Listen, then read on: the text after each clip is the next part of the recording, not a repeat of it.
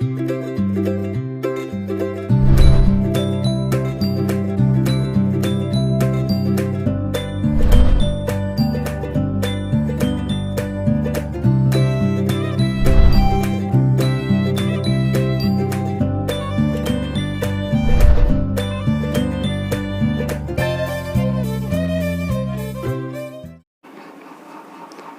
सनातन Kumar Yadav, Kasturba Gandhi Balika Vidyalaya Padma, class 10 biology chapter जैव प्रक्रम, topic नियंत्रण और समन्वय।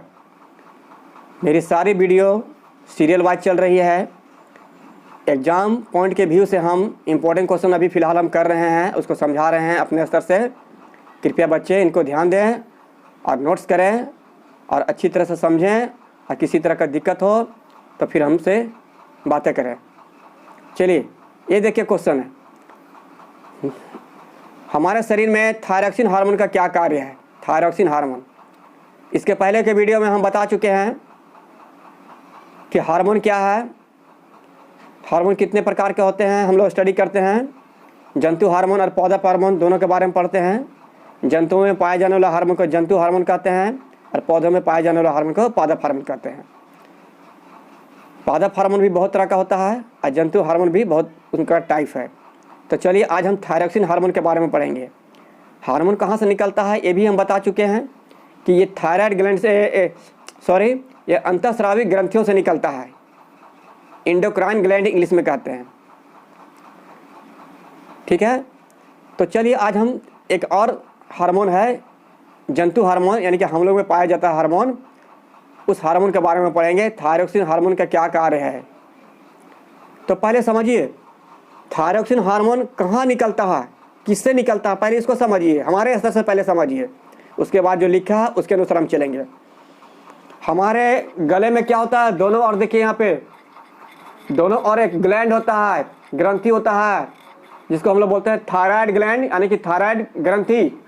एक गले में दोनों ओर स्थित होता है, एक गले में दोनों ओर स्थित होता है, समझिए। तो इसी थायराइड ग्लैंड से, थायराइड ग्रंथि से थायरॉक्सिन नाम का हार्मोन निकलता है। कहाँ से निकलता है थायरॉक्सिन हार्मोन? गले में जो स्थित है थायराइड ग्लैंड, दोनों ओर गले में स्थित जो है थायराइड ग्लैंड, उसी से थायरॉक्सिन हार्मोन निकलता है। तो इसका काम क्या है? बहुत सारे काम है, चलिए देखते हैं एक एक करके। यह हार्मोन शरीर के सामान्य वृद्धि के लिए आवश्यक है। थायराइड ग्लैंड से जो थायरॉक्सिन हार्मोन निकलता है हम लोग के बॉडी में, उसका काम क्या है? पहला काम सामान्य वृद्धि के लिए आवश्यक है। हम लोगों का जो शरीर में जो वृद्धि होता है ना, उसके लिए ज़रूरी है। अगर ये हार्मोन नहीं निकलेगा तो जनरल जो हम लोग का जो वृद्धि होता है हमारे शरीर में, वो नहीं होगा। दूसरा क्या है? यह हार्मोन शरीर में कार्बोहाइड्रेट, प्रोटीन और वसा का उपापचय को नियंत्रित यानी कंट्रोल करता है। ये जो हार्मोन हुआ थायरॉक्सिन हार्मोन, जो थायराइड ग्लैंड से निकलता है, वो क्या करता है? कार्बोहाइड्रेट, प्रोटीन और वसा का उपापचय को कंट्रोल करता है ना। कार्बोहाइड्रेट आप लोग जानते हैं, प्रोटीन भी जानते हैं, वसा भी क्या होता है वो भी जानते हैं, पिछली कक्षाओं में पढ़ चुके हैं। कोई दिक्कत हो तो आप कमेंट कीजिएगा। इसका उपापचय को नियंत्रित करता है, उपापचय भी हम समझा चुके हैं, फिर भी कोई प्रॉब्लम हो तो आप कमेंट कीजिएगा। तीसरा क्या है पॉइंट? यह उत्तकों के अंतरकोशिकीय द्रवों की प्रतिशतता को नियंत्रित करता है। कहने का मतलब है जो उत्तक हुआ हमारा बॉडी में, जो उत्तक है उसका अंतरकोशिकीय जो द्रव है, फ्लूइड, उसमें जो परसेंटेज है, अमाउंट का जो परसेंटेज है, उसको कंट्रोल करके रखता है। न ज़्यादा होने देता है न कम होने देता है, यानी उसको बैलेंस में रखता है, यानी कंट्रोल करके रखता है। चौथा क्या है? यह हृदय की पेशियों और केंद्रीय तंत्रिका तंत्र की क्रियाशीलता के लिए आवश्यक होता है। देखिए हमारा जो हार्ट है ना, हृदय, उसमें जो पेशी है ना, मांसपेशी, और केंद्रीय तंत्रिका तंत्र यानी कि सेंट्रल नर्वस सिस्टम, ब्रेन हमारा सेंट्रल नर्वस सिस्टम है, उसमें आता है। सेंट्रल नर्वस सिस्टम में क्या क्या आता है? हमारा ब्रेन, दिमाग और मेरुरज्जु और तंत्रिका तंत्र जो है, इन सबको इंक्लूड करता है। फिर से समझिए, तंत्रिका तंत्र का मतलब होता है जो हमारा नर्वस सिस्टम हुआ, central nervous system, brain brain brain केंद्रीय मतलब सेंट्रल नर्वस सिस्टम, हमारा जो ब्रेन है वो सेंट्रल नर्वस सिस्टम है। तो यह हृदय के पेशी और सेंट्रल नर्वस सिस्टम के क्रियाशीलता यानी कि उसको कार्य करने के लिए जरूरी है। चलिए एक बार फिर इसको हम फिर से रिवीजन करवाते हैं कि हमारे शरीर में थायरॉक्सिन हार्मोन का क्या काम है। तो सबसे पहले जाने कि थायरॉक्सिन हार्मोन हमारा बॉडी में कहाँ से निकलता है।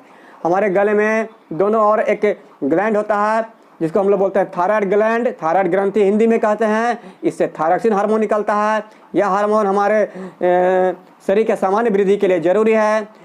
दूसरा क्या है, प्रोटीन और वसा और कार्बोहाइड्रेट, इसको उपापचय को एक कंट्रोल करता है और हमारे बॉडी के ऊतक में जो अंतरकोशिकीय जो द्रव है, फ्लूइड है, उसका परसेंटेज को एक कंट्रोल करके रखता है। और ये हमारे हृदय के पेशी और सेंट्रल नर्वस सिस्टम यानी कि ब्रेन, उसका एक्टिवेशन के लिए मतलब उसका काम करने के लिए, क्रियाशीलता के लिए जरूरी है। चलिए आगे बढ़ते हैं। मानव में यौना आरंभ से संबंधित हार्मोन का नाम लिखिए। चलिए पहले समझिए कि यौना आरंभ क्या है। यौना आरंभ का मतलब होता है यौवन का आरंभ। जनरल भाषा में यौवन का मतलब होता है जवानी। इसको समझिए ऐसे, जब जैसे जैसे हम लोग धीरे धीरे बड़े होते हैं तो जवानी की ओर, यौवन की ओर हम लोग अग्रसर होते हैं। ठीक है, 13 साल से लेकर के हमारा यौवन शुरू होता है, एक लगभग बता रहे हैं। तो पहले यौवन को समझिए अच्छे से। यौवन का मतलब होता है जैसे 13 साल का उम्र जो होता है वहाँ से जो स्टेज होता है वो यौवन होता है, यानी हम जवानी की ओर मतलब यौवन की ओर हम लोग बढ़ते हैं। हम आम भाषा में समझा रहे हैं ताकि आपको समझ में आवे। तो जब हमारा यौवन शुरू होता है तो उस समय हार्मोन निकलता है हमारे बॉडी में।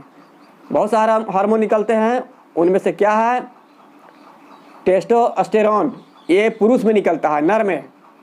किसमें? पुरुष में, मेल में, नर में।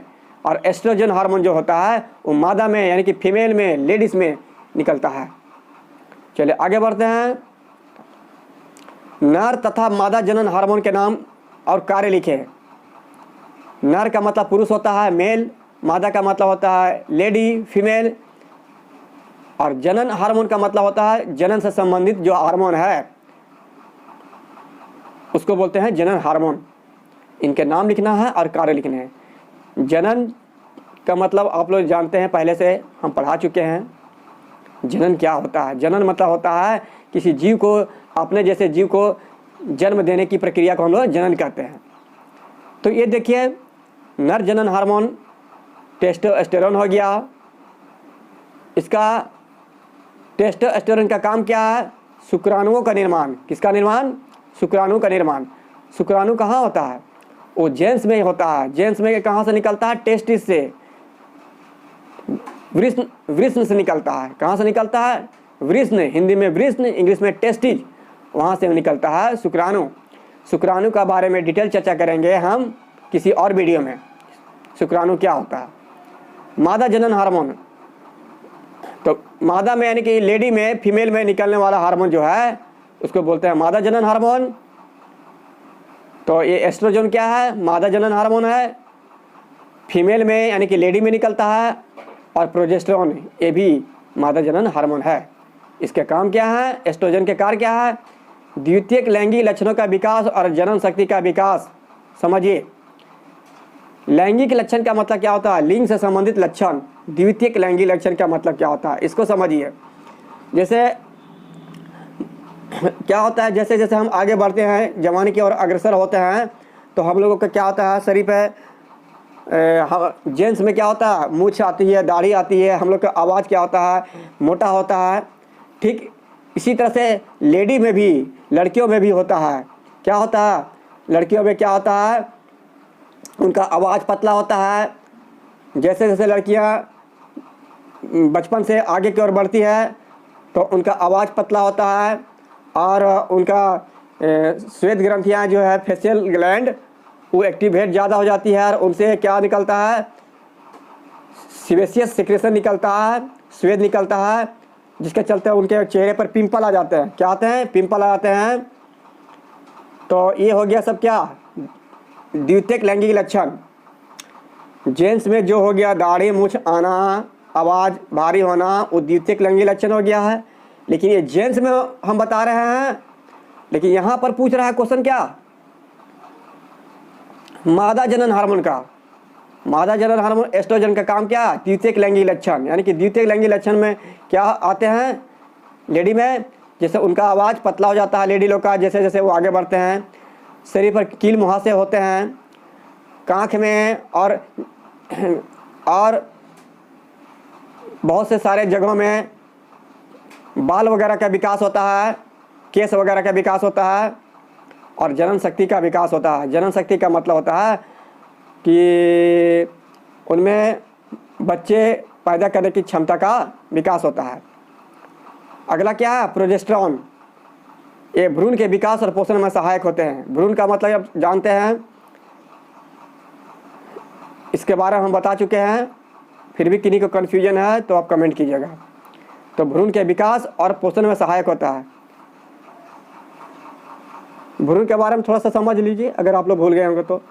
जैसे जैसे कोई लेडी प्रेग्नेंट होती है तो उसमें उनके गर्भाशय में बच्चा रहता है, तो धीरे धीरे वो आगे बढ़ता है। पहले एक छोटा सा मांस का टुकड़ा होता है, फिर उसका आगे के प्रोसेस में जाता है, फिर आगे के प्रोसेस में जाता है।